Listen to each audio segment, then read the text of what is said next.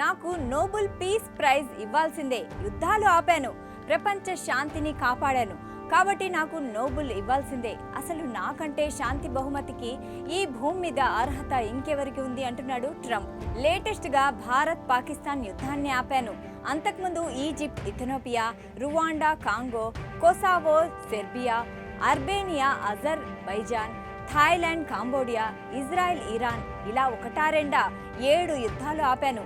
ప్రపంచంలో ఎక్కడ యుద్ధం జరిగినా నేనే ఆపాను, కాబట్టి నాకు శాంతి బహుమతి ఇవ్వాల్సిందే అంటున్నాడు. భారత్ పాకిస్తాన్ మధ్య విషయంలో ఒకవేళ యుద్ధం జరిగితే వాణిజ్యాన్ని పూర్తిగా నిలిపివేస్తానని బెదిరించాను. 2 దేశాలకు వాణిజ్యం అవసరం, కాబట్టి పరిస్థితి అదుపులోకి వచ్చిందంటున్నాడు ట్రంప్.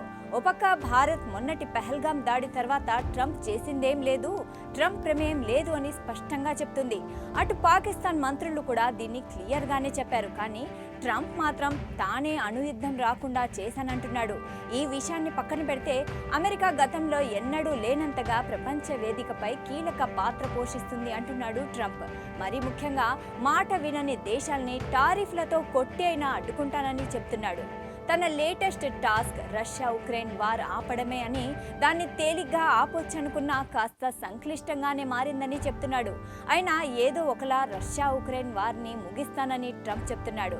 పుతిన్తో తనకు మంచి వ్యక్తిగత సంబంధాలున్నప్పటికీ ఈ పరిస్థితి తాను ఊహించిన దానికంటే చాలా క్లిష్టంగా మారిందని చెప్తున్నాడు. ట్రంప్ అమెరికా ఫస్ట్ అని, మేక్ అమెరికా గ్రేట్ అగైన్ అని ప్రపంచాన్ని రాచి రంపాన పెడుతున్నాడు. తన దేశంలోనే జనాలకు స్వేచ్ఛ లేకుండా చేస్తున్నాడు.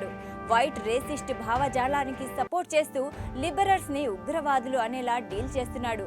ఇటు టారిఫ్లతో, వీసా రూల్స్ మార్చడంతో అనేక దేశాలతో ఆడుకుంటున్నాడు. పైగా గాజాలో ఇజ్రాయెల్ మారణ హోమం సృష్టిస్తుంటే దానికి ప్రత్యక్షంగానే సపోర్ట్ చేస్తున్నాడు. ఆఖరికి దానిపై యుఎన్ఓలో తీర్మానం కూడా వీటో చేశాడు. ఇంకో పక్క ఎక్కడ చైనా ఆధిపత్యం పెరుగుతుందో అని టెన్షన్ పడుతూ కింద మీద పడుతున్న ట్రంప్ తానే ప్రపంచ శాంతికి ఛాంపియన్ అని చెప్పుకుంటున్నాడు.